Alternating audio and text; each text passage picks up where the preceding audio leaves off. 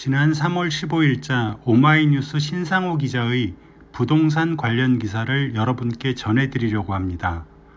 문재인 정부 때 집값 폭등을 비판했던 보수 언론들이 윤석열 후보 당선 이후 돌변해 집값 상승을 긍정적으로 보도하고 있다는 내용입니다.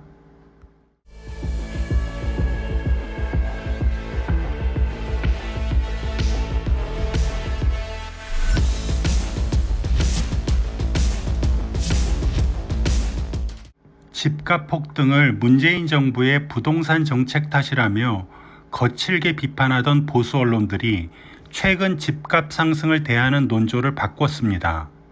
윤석열 대통령 당선인의 부동산 규제 완화 공약에 대한 기대감으로 아파트 가격이 다시 꿈틀대고 있습니다. 하지만 보수 언론들은 이를 기대감, 수혜, 대박이라고 표현하며 긍정적으로 묘사하고 있습니다. 윤석열 당선인의 주택 공약은 재개발, 재건축 사업 활성화 등 공급 확대에 초점이 맞춰져 있습니다.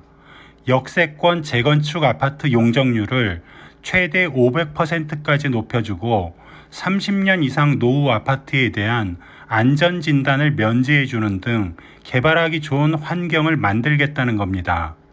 여기에다 재건축 초과이익 환수제도 대폭 완화하고 종합부동산세와 주택 양도소득세도 감면해주면서 세금 부담을 덜어주겠다고 합니다.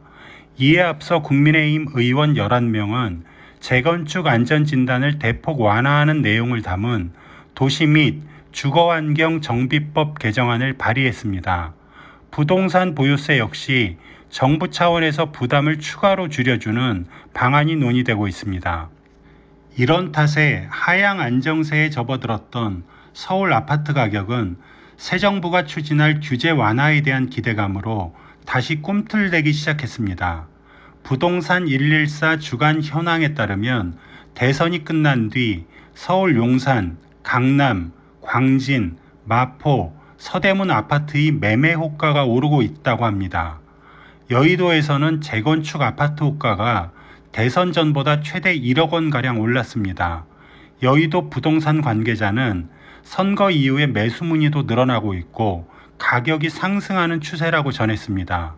그런데 이런 아파트 가격 상승 소식을 전하는 보수 언론들의 논조는 예전과는 180도 달라졌습니다.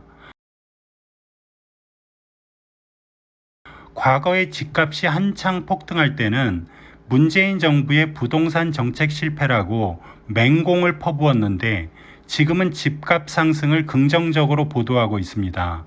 아파트 값이 오른다는 기사 제목에도 대박, 화색 등 상승 기대감을 나타내는 표현들이 많이 등장하고 있습니다. 대선 이후 보수 언론들의 부동산 관련 기사 제목을 몇 개 살펴보겠습니다.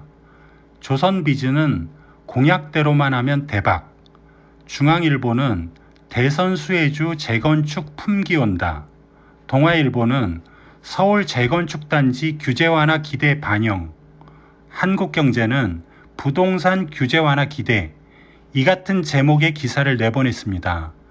해당 언론사들은 부동산 중개업소 관계자들의 말을 빌어 윤석열 당선인의 공약이 주택가격 상승의 호재라고 보도하고 있습니다.